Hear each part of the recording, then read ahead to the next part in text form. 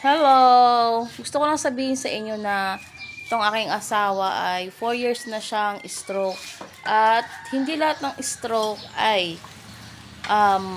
pabigat. Tapos sabi nila wala nang silbi. Kasi ganun yung iba. Grabe talaga sila magsalita sa asawa nila. Pero tignan niyo siya, o diba? Kahit isang kamay lang yung ano niya, ginagamit niya. Kasi talagang yung isang kamay diba affected. O, nakakapagluto siya. Tapos nakakapaghugas. Tapos ako ito, asawa niya.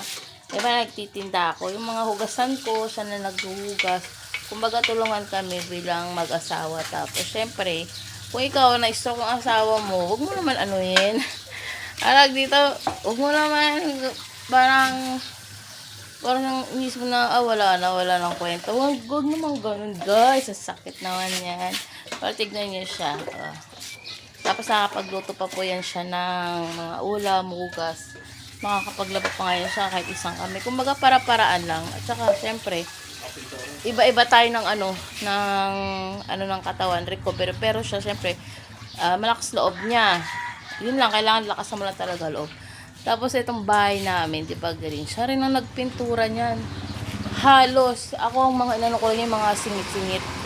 Mga maliit. Kung hindi niya lang maabot, pero halos lahat. Ayan o.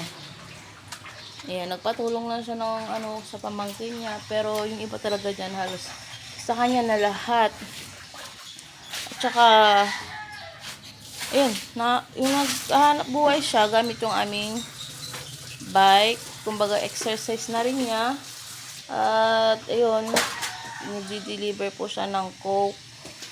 Tapos yan, susundin niya na yung aming anak kasi ako magtitinda pa.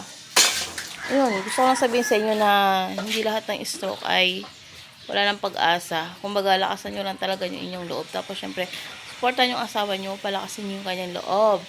Syempre, kayo lang din naman dalawa ang magkasama sa buhay.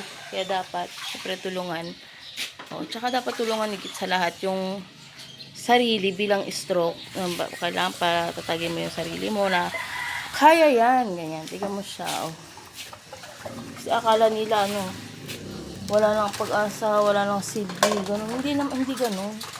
Kumbaga, nasa lang yan, nasa mindset nung taong na stroke. Tapos, bilang tayo, mahal sa buhay, kailangan natin patibayin at pagpagan yung kanilang loob. Tapos, syempre, suportahan. Imbis na i-down natin sila na, ano ba yan? Wala na. Ayoko na, iwanan na kita. May ganun talaga, iniiwanan talaga yung asawa. Di ba? Ang sakit nun, guys. So, kaya naman, tulungan lang. Tapos, syempre, wala kasi ng loob. So, ayun lang, guys. At kaming dalawa ay, and then, still, magkasama.